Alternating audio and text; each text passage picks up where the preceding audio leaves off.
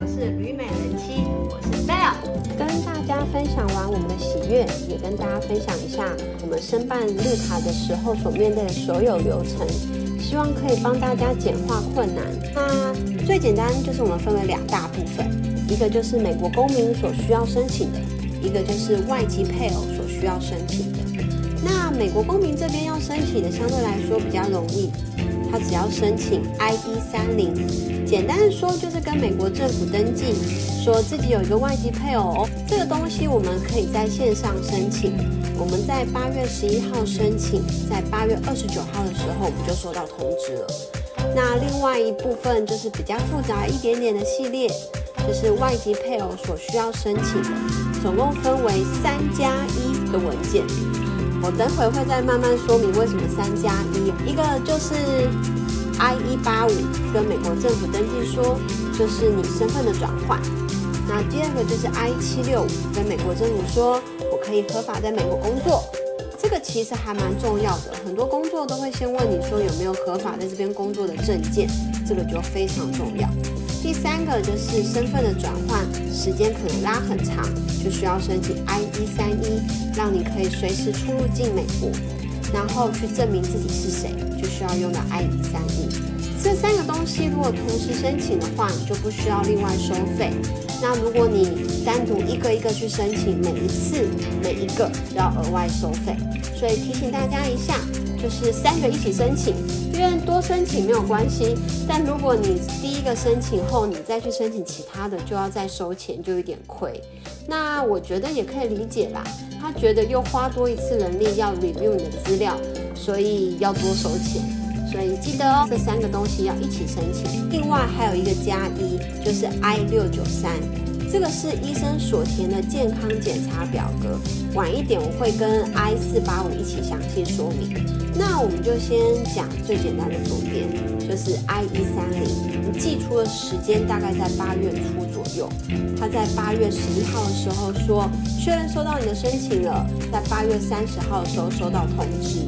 但是他其实没有一个回复说到底有没有通过，或是另外后续结果怎么样，这个就让人有点 confused， 觉得我做对了吗？怎么没有消息？那再来讲讲，这相对来说比较复杂一点的，就是外籍配偶这边啦。最复杂的或是最长等待就是 I-185， 那I-185也是我们统一的时间，差不多时间寄出，大概是在8月的时候寄出。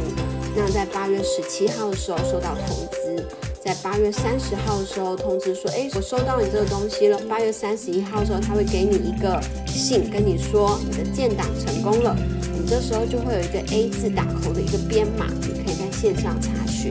在9月1号的时候，他会再寄另外一封信，说我收到你的文件了，但是呢，我检查过后，你的文件还缺了健康检查表，就是我们刚刚说的 I-693。但他同时也会再跟你强调说，拜托你不要现在寄给我，我现在不需要，等我需要的时候，我会再跟你说，你再寄给我就好了。然后时间就会一直等到1月11号，他才跟我说，你现在可以寄健康检查表 I-693了。这个寄出的地点是属于自己的 county。那我在这边特别强调一下，就在过去我们寄的所有资料都是因为我们在加州，我们统一的就是寄给芝加哥的总部审查。但是在1月11号，他这边会说寄健康检查表 I-693的时候，他就要你寄到所负责的 county， 就是你现在负责居住的郡的更细部的分化到地方的政府里。针对健康检查表 I-693， 我可以稍微提醒大家一下，我建议找跟你同一个语言的医生，他可以认证你本来国家的一些疫苗记录资料，因为你不可能在同一个时间把要求的所有疫苗打完，就需要佐证你过去的成长过程中应该都有打过这些疫苗，你就要拿这些文件扫描电子档。那当然，原来国家的记录可能就没有英文说明，所以就需要找一个懂中文的医生来帮我跟美国政府说，之前原来国家这些疫苗文件，我这个医生是认可的哦。医生就会用另外一个信封封住这个所有的表格，就是封住所谓的 I-693。我就把 I-693跟移民局在1月11号寄给我那个文件跟我说，你现在可以寄这个 I-693，就2个东西一起寄出去。我我们在1月30号寄出去，在2月7号的时候就收到线上通知说收到绿卡，2月8号的时候我们就收到实体卡。那再来就说一下我刚刚提到的工作证，那这3个东西都是同一个时间申请。那我们一样也是在8月17号，他说他收到了，8月30号通知，他收到3个时间都一模一样啦。但是呢，工作证它的速度比较快，它在9月17号的时候，它就会通知你说，我需要你去盖指纹，让我在9月21号的时候去盖指纹。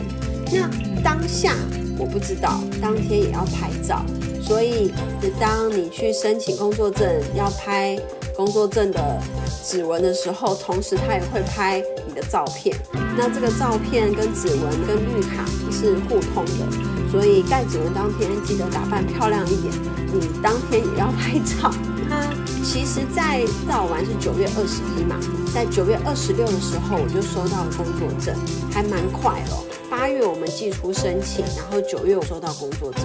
那美国政府也希望说你可以赶快工作，也可以有收入，可以安顿，也比较安心。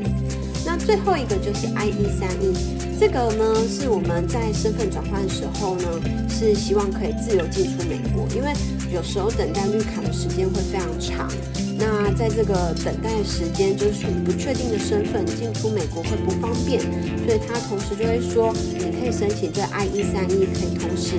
让你未来有一个证件，可以同时自由进出美国。那我自己是完全没有收到 I-131的任何 update 啦，一直等到绿卡收到后，就收到通知说，我这个 I-131被拒绝了。那我自己的猜测是说，他已经觉得你已经拿到绿卡啦，